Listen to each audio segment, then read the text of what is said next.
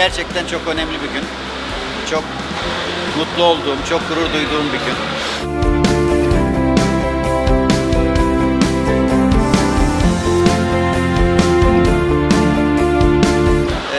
Böyle güzel iltifatlar alarak böyle güzel bir tesis yaptığımız için hem kendi ekibimle hem bütün çalışanlarımdan gurur duyuyorum.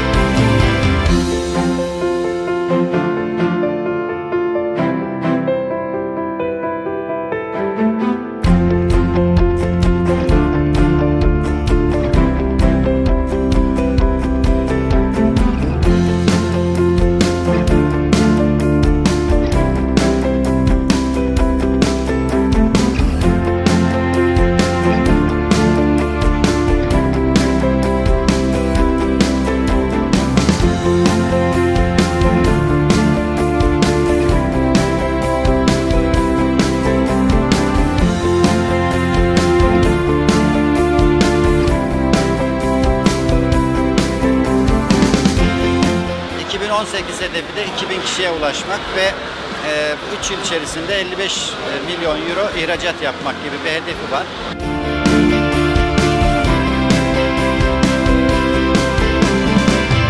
Burada olmaktan mutluyum. Umarım çok daha güzel şeyler yaparız. Çok daha başarılı işler yaparız.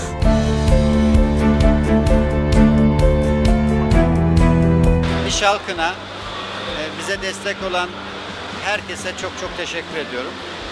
Voilà.